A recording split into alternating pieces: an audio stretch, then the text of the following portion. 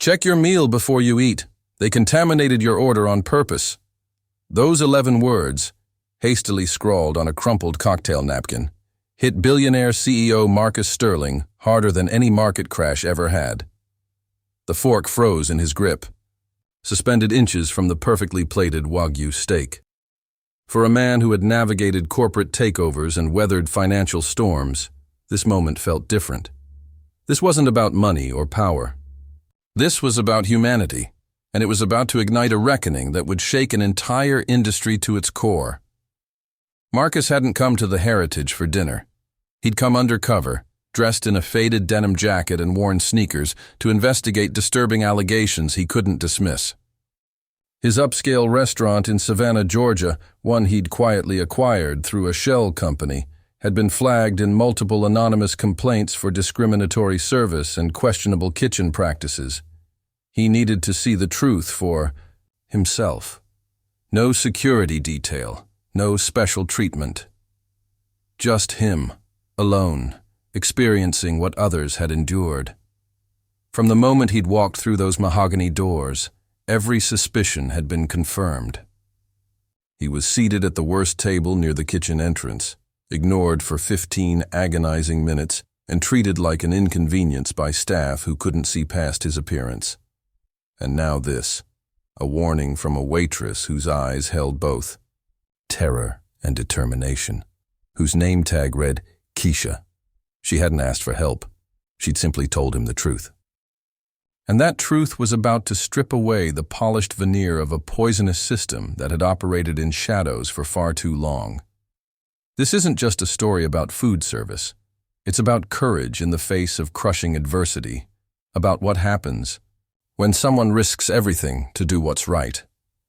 It's about the insidious layers of racism that still infect places of privilege, and how one woman's bravery forced an entire establishment to confront its ugly reality.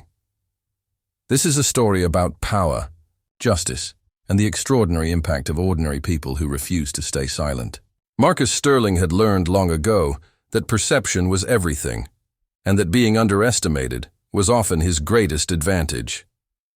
At 43, he'd become one of the most influential black executives in America, building his empire not through flash or fanfare, but through methodical precision and unwavering principle.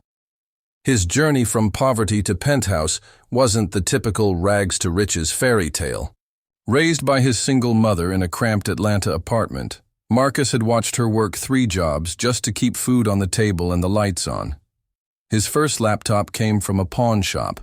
His first business suit was borrowed from a church clothing drive. But what poverty had taken in comfort, it had given back in clarity. The absolute understanding that success meant nothing if it wasn't shared, if it didn't lift others up. Now, as founder and CEO of Sterling Enterprises, he controlled a diversified portfolio worth $3 billion spanning renewable energy, financial technology, and luxury hospitality. His Tesla Model X sat in the garage of his Manhattan penthouse. He served on 7 corporate boards and had been featured on the cover of Forbes twice. Yet he still shopped at Target, still remembered every scholarship recipient his foundation had supported, and still carried his mother's photo in his wallet. Marcus understood something that many of his peers had forgotten. True power wasn't about what you could take. It was about what you chose to give. And sometimes, what you chose to expose. The anonymous letter had arrived on a Tuesday morning, slipped under his office door sometime after midnight. The envelope bore no return address, just his name written in careful block letters. Inside, a single sheet of paper contained allegations that made his stomach turn. The Heritage restaurant systematically mistreats black customers and staff. Food tampering, discriminatory seating, hostile work environment. Someone needs to see what really happens when the cameras aren't rolling. Someone needs to care. Marcus had read it 3 times before setting it down. As the silent owner of the Heritage, a property he'd acquired through a subsidiary to preserve Charleston's historic architecture, these allegations struck at everything he stood for. But he wouldn't send lawyers or investigators. Not yet. He would go himself. Alone. Invisible. That's how Marcus found himself on a Greyhound bus to Savannah, wearing clothes from Walmart and carrying a burner phone, about to walk into a fire of his own making. Because sometimes, to truly understand a system, you had to experience it from the bottom up. Sometimes, the only way to see clearly was to strip away every advantage and stand exposed in the truth. The Heritage wasn't just a restaurant. It was a monument to old Southern grandeur, the kind of place that made newcomers instinctively lower their voices upon entering. Housed in a meticulously restored antebellum mansion on Bull Street, it radiated exclusivity from every carefully curated detail. Crystal chandeliers cast warm light over mahogany panels. Oil paintings of long-dead plantation owners gazed down from gilded frames. Fresh magnolia blossoms perfumed the air with sweet, cloying fragrance that seemed to whisper of a romanticized past.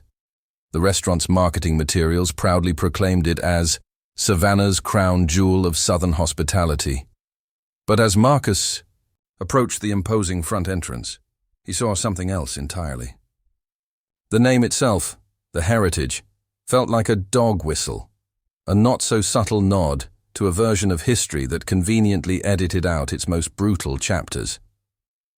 The hostess, a perfectly polished young white woman with blonde hair pulled into an immaculate chignon, looked up from her leather-bound reservation book as Marcus approached. Her smile was practiced, professional, until her eyes registered his appearance. The warmth flickered, replaced by something cooler, more calculating. "Good evening," she said, her voice carrying just the slightest edge of condescension. "Do you have a reservation with us tonight?" "No, ma'am," Marcus replied, keeping his voice measured and polite. "I was hoping you might have something available, Enk?" Sighed audibly, as if his very presence had complicated her evening. "Well, we are quite busy tonight, as you can see." She gestured toward the dining room, where elegantly dressed white patrons chatted over wine glasses and candlelight. "I suppose we could seat you near the kitchen area. There's a small table back there that just opened up." Marcus nodded. "That would be fine. Thank you." As she led him through the main dining room, Marcus absorbed everything. The demographics were starkly clear. Not a single black diner among the guests, despite Savannah's diverse population. The only black faces he saw belonged to the service staff, busboys clearing tables with quiet efficiency, a bartender polishing glasses with methodical precision, and servers weaving between tables with practiced invisibility. His table sat tucked into an alcove beside the swinging kitchen doors, where the sounds of clattering dishes and shouted orders created a constant backdrop. No candle graced his table. Apparently, ambiance was reserved for the real customers seated in the main dining room. The hostess dropped a menu in front of him without ceremony and disappeared, leaving him to observe the carefully orchestrated performance of Southern charm that surrounded him. The manager, a middle-aged white man with silver hair and a politician's smile, made his rounds through the dining room like a mayor working a campaign event. He paused at nearly every table, shaking hands with men in expensive suits and kissing the rings of women dripping in jewelry. His laughter boomed across the room as he shared inside jokes and remembered personal details about regular customers. But as his path took him past Marcus's corner table, his eyes slid over him like he was part of the furniture. This wasn't broken, Marcus realized with cold clarity. This was the system working exactly as intended. Keisha Washington moved through the Heritage's dining room like someone who had learned to become invisible by necessity. At 27, she carried herself with a quiet dignity that spoke of inner strength forged through hardship. Her uniform was impeccable, crisp white shirt, black slacks pressed to perfection, comfortable shoes that had seen too many double shifts. But it was her eyes that told the real story, alert, intelligent, filled with the kind of weariness that comes from seeing too much and staying silent too long. She hadn't planned on becoming a waitress. 3 years ago, she'd been a graduate student at Spelman College, pursuing her master's degree in social work, with dreams of opening a community center in Savannah's underserved neighborhoods. But dreams have a way of colliding with reality. And when her father's small construction business collapsed during the pandemic, leaving her family drowning in debt, Keisha had made the choice that eldest daughters often make. She put her own future on hold to help her family survive. The Heritage paid better than most service jobs in Savannah, but the cost was measured in more than just hours. As the only black server on the waitstaff, Keisha occupied a unique and uncomfortable position. She was given the least desirable sections, stuck with the most demanding customers, and somehow always found herself blamed when things went wrong. The other servers, all young white women from Savannah's better neighborhoods, treated her with polite indifference at best, subtle hostility at worst. But Keisha wasn't just surviving, she was documenting. In a small notebook she kept hidden in her locker, she recorded incidents that would have made civil rights lawyers weep with rage. The manager who seated black customers at tables near the bathroom or kitchen. The chef who accidentally oversalted orders going to black patrons. The bartender who watered down drinks for customers he deemed not our type. The countless small cruelties that accumulated like poison in the air. She had planned to turn in her notice at the end of the month. Find something else, somewhere that didn't make her feel like she was complicit in her own degradation. But tonight felt different. The man at table 12, the one the hostess had seated with obvious reluctance, didn't fit the usual pattern.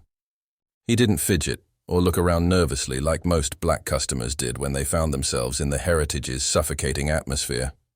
He simply sat, observed, and waited with a calm that seemed almost supernatural. When she approached his table, he looked up and met her eyes directly. Not through her, not around her, but at her, really seeing her in a way that had become startlingly rare in this place. "Good evening," she said, pulling out her order pad. "I'm Keisha, and I'll be taking care of you tonight. Can I start you with something to drink?" "Good evening, Keisha," he replied, and something in his tone made her pause. There was respect there, genuine courtesy without the patronizing edge she'd grown accustomed to. "I'll have a glass of your house red wine, and could you tell me about your steaks?" As she launched into the practiced description of cuts and preparations, she found herself actually engaging rather than just reciting. This man asked thoughtful questions, listened to her answers, and treated her like someone whose opinion mattered. It was such a foreign experience in this place that it almost made her emotional. But it was when he ordered the Heritage Prime, their most expensive cut at $650, that Keisha felt the familiar knot of dread form in her stomach. She glanced toward the kitchen, where Chef Williams was visible through the pass-through window, and saw him notice the order ticket. The look that crossed his face was one she'd seen too many times before. Malicious amusement mixed with calculated cruelty. "I'll get that started for you right away, sir," she managed, her voice steady despite the alarm bells ringing in her head. As she walked toward the kitchen, Keisha made a decision that would change everything. She wasn't going to let them do to this man what she'd witnessed them do to so many others. Not tonight. Not on her watch. The Heritage's kitchen was a study in contradictions. State-of-the-art equipment mixed with century-old brick. Here, away from the dining room's facade, Chef Derek Williams reigned. His culinary ambitions, poisoned by resentment, had left him with a routine of mediocrity, punctuated by spite. When the ticket for table 12, the black customer in the back, came through, his eyes gleamed. "Look at this," Williams sneered, holding up the ticket. "Ordering the prime." His sous chef, Tommy Martinez, laughed nervously, his moral compass dulled by months of complicity. Other staff members kept their heads down, their willful ignorance allowing evil to flourish. Williams selected a perfect Wagyu beef from the cooler, handling it with theatrical contempt. He seasoned it aggressively, each gesture a small act of rebellion. But as the steak seared, he deliberately spat onto the grill. The saliva instantly vanished, leaving no visible trace of the contamination. "That's what you get for thinking you belong here," he muttered with vicious satisfaction. Tommy saw it. All but said nothing. Keisha witnessed the entire act from her pass-through window. Rage and disgust warred with the practical reality of her situation. She could report it, but who would believe her? She could walk out, but her family needed the paycheck, or she could do something else. Moving quickly, she grabbed a napkin and a pen. Her hands trembled as she wrote, "Check your meal before you eat. They contaminated your order on purpose. This happens regularly. You deserve to know." She folded the napkin and slipped it into her pocket, her heart hammering as she carried the plate to the dining room. Marcus watched the Heritage's dinner service with the analytical eye of an expert. He noticed the subtle hierarchies and hidden truths. When Keisha approached with his order, he sensed her tension. Her smile was professional, but her eyes held an urgent desperation. As she set the plate down, a folded napkin discreetly brushed against his hand. Their eyes met for a flash of communication before she moved away. Marcus unfolded the napkin under the table. The message hit him like a physical blow. "Check your meal before you eat. They contaminated your order on purpose. This happens regularly. You deserve to know." The reality of what he was reading sank in. This wasn't just prejudice. It was a deliberate assault. He stared at the beautiful steak, its presentation now seeming like a grotesque camouflage. A cold fury built inside him. He pulled out his burner phone and sent a brief, encrypted message to his head of security. "Priority Alpha, Heritage Restaurant, Savannah. Full surveillance review needed immediately. Preserve all evidence." Then he sat back and continued to observe. This wasn't about his meal. It was about a system of abuse. He saw Keisha continuing her work, a subtle relief mixed with apprehension in her posture. She had trusted a stranger with information that could destroy her livelihood. Marcus carefully folded the napkin and slipped it into his jacket. He signaled for her to return. When she approached, he asked, "Is everything all right with your meal, sir? I need to speak with you privately after your shift," he said quietly, his voice carrying absolute authority. "There are some things we need to discuss." Keisha nodded. Whatever happened next, they would face it together. Marcus didn't return to his hotel that night. Instead, he drove to his company's regional office in downtown Savannah, a nondescript building that housed Sterling Enterprises' southeastern operations. By midnight, his security team had assembled a complete digital forensics unit in the conference room, their laptops and monitoring equipment transforming the corporate space into a high-tech command center. The Heritage's surveillance system, like most modern restaurants, backed up to cloud servers that Marcus's IT specialists accessed with surgical precision. What they found in those digital archives would have been damning in any court of law. "There," said Janet Liu, his head of cybersecurity, pointing to a timestamp on her screen. "Kitchen camera, angle 3, 9:47 p.m. The footage was crystal clear, Chef Williams leaning over the grill, the deliberate act of contamination, the laughter that followed. But as Janet scrolled through more files, a pattern emerged that was even more disturbing. "This isn't isolated," she said, her voice tight with disgust. "Look at this." The evidence mounted with each timestamp. A black couple's salad returned to the kitchen to have their dressing accidentally mixed with dish soap. An elderly black man's soup left sitting under heat lamps until it was cold before being served. A young black woman's dessert dropped on the floor and plated anyway. "How long has this been going on?" Marcus asked, though he dreaded the answer. "Based on the archived footage, at least 18 months, Janet replied. "Possibly longer." Marcus felt sick. While he'd been building his empire, celebrating his success, and collecting awards for corporate responsibility, people had been systematically humiliated and endangered in a restaurant that bore his name. The weight of that responsibility settled on his shoulders like a lead blanket. "Compile everything," he ordered.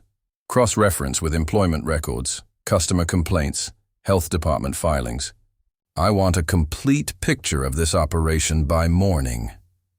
As his team worked through the night, Marcus made a series of phone calls, his legal team in New York, the best employment attorney in Georgia, a crisis management firm that specialized in corporate scandals, and finally, the FBI's Civil Rights Division in Atlanta. By dawn, the Heritage was no longer just a restaurant with problems. It was the center of a federal investigation into systematic civil rights violations, food safety crimes, and conspiracy charges that would send several people to prison. But Marcus wasn't thinking about legal strategies or damage control. He was thinking about Keisha Washington, the young woman who had risked everything to tell the truth. She deserved better than just gratitude. She deserved justice. Keisha arrived at the Heritage to find chaos. Unmarked sedans filled the parking lot, and men in dark suits photographed the kitchen. The hostess, Ashley, grabbed her, exclaiming, "The FBI is here!" A familiar voice cut through the noise.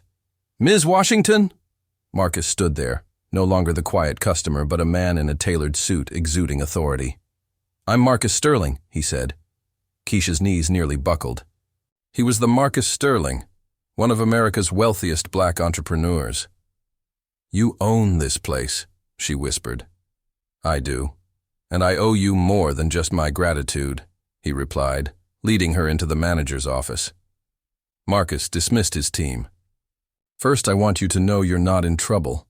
What you did last night was an act of extraordinary courage." "I couldn't let them hurt you," Keisha said. "I've watched them do terrible things to so many people." "The evidence shows this has been going on for months," Marcus said. "The FBI is building a civil rights case that will likely lead to criminal charges." He slid a folder across the desk. "I didn't just ask you here to thank you. I want to offer you something." He revealed her graduate degree in social work. "I'm shutting down the Heritage for a complete overhaul. When it reopens, I want you to run it." Keisha stared in disbelief. "I'm just a waitress." "You know something more important," Marcus said. "You know the difference between right and wrong. You've proven you'll take a stand." He pointed to the contract inside the folder. It included a substantial salary, educational benefits, and a signing bonus. The numbers made her dizzy. "Why would you trust me?" she asked. "Because last night, when you had every reason to stay quiet, you chose courage." Instead, he smiled. "That's not something you can teach." He extended his hand. "Ready to help me rebuild this place?" "Yes," Keisha said, taking his hand. "Let's do this." The story of Billionaire CEO exposes racist restaurant he secretly owned became a national sensation.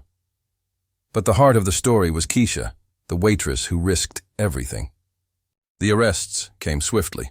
Chef Williams was charged with food tampering and civil rights violations, and others faced similar charges. Marcus wanted to create something better. The Heritage closed for a complete renovation.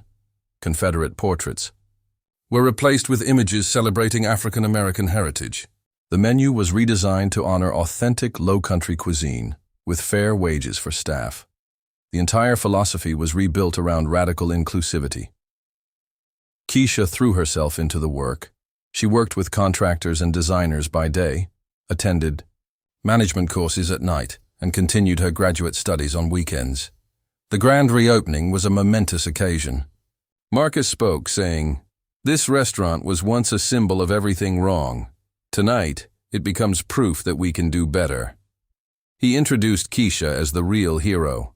The thunderous applause was a tribute to a young woman who had changed her family's life and inspired others. She thought about her father's business, her brother's tuition, and the power of that one simple note. The Heritage's transformation became a case study in business schools. 6 months after reopening, Keisha spoke at the National Restaurant Association's conference, focusing on dignity. Her message resonated, earning a 5-minute standing ovation. Marcus, inspired, announced the creation of the Keisha Washington Foundation for Workplace Justice. This nonprofit would support whistleblowers and investigate discrimination.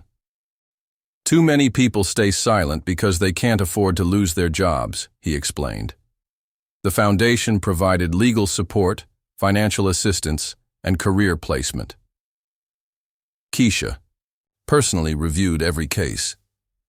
Each story reminded her of her own fear and isolation.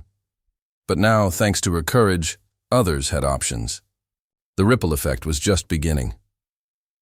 2 years after that pivotal night, Keisha Washington stood in her office at the Heritage, an office that had once belonged to the manager who'd relegated her to the worst sections and blamed her for problems she hadn't caused. The space had been completely redesigned, its walls now lined with awards for exceptional service, community engagement, and workplace diversity. On her desk sat a framed copy of the cocktail napkin that had started everything, the hastily scrawled message that had brought down a system of institutionalized cruelty. Next to it was her newly framed master's degree in social work, completed the previous spring with highest honors. The Heritage had become the most successful restaurant in Savannah, not despite its commitment to equality, but because of it. The combination of exceptional food, genuine hospitality, and authentic inclusivity had created something unprecedented, a fine dining establishment that truly served its entire community. The waiting list for reservations stretched 3 months, and hospitality students from across the South came to study their operational model. But for Keisha, the real measure of success wasn't in awards or revenue numbers. It was in the young, black server who approached difficult tables with confidence instead of fear. It was in the kitchen staff who reported safety violations without worrying about retaliation. It was in the diverse faces she saw at tables throughout the dining room every single night.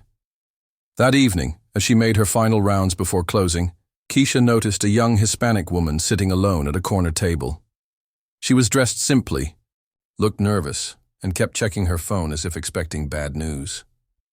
Something about her posture reminded Keisha of herself 2 years earlier. That careful invisibility of someone who had learned not to take up too much space. Keisha approached the table with a warm smile. "Good evening. Is this your first time dining with us?" The woman looked up, surprised by the personal attention. "Yes, ma'am. I'm not sure I belong here. Everything looks so expensive." "You belong anywhere you choose to be," Keisha replied gently.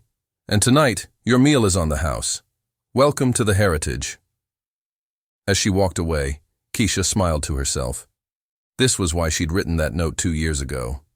Not for recognition or reward, but for moments like this.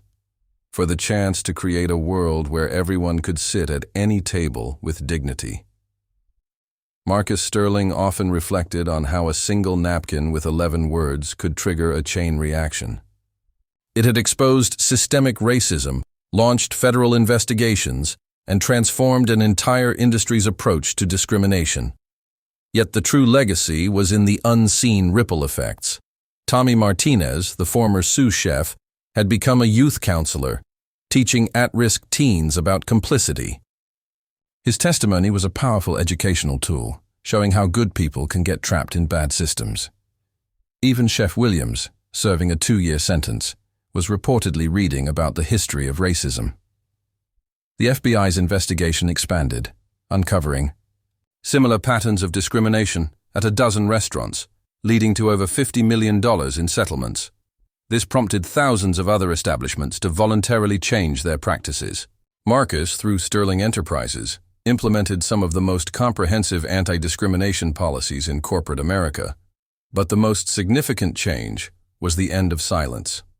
The Keisha Washington Foundation documented over 300 successful interventions where workers received justice instead of retaliation. The foundation's scholarship program funded the education of nearly 1,000 hospitality workers, many of whom now hold management positions. One evening, Keisha and Marcus met in the parking lot of the Heritage. Marcus asked how many people the note had reached. Keisha considered it, saying it was in the hundreds directly, but indirectly, it was every server who reported harassment and every manager who changed policies. Marcus called it the mathematics of courage. Keisha confessed, She just wanted to warn one person about a contaminated meal. Marcus replied that you can't predict where doing the right thing will lead, but it's always better than staying silent. Keisha then told Marcus about a hotel worker in Miami whose supervisors were stealing tips. She was afraid to report it. "I told her what you told me," Keisha said. "That courage is contagious, and sometimes the bravest thing you can do is trust that someone will listen." The Foundation's legal team was flying there next week. "Ready for another fight?" Marcus asked, extending his hand. "Always," Keisha replied, shaking it. As she drove away, Keisha thought about the note she'd written. It had been about more than just food safety.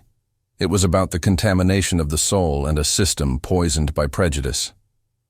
The heritage now stood as a testament to what America could be when its ideals are practiced. Other service workers across the country were finding their voices, drawing strength from her story. Keisha walked to her car, her quiet confidence born from realizing that true power comes from what you make possible for others. Her note had been delivered, but the message, that silence in the face of wrong is wrong itself, would continue to spread, transforming a story into a movement.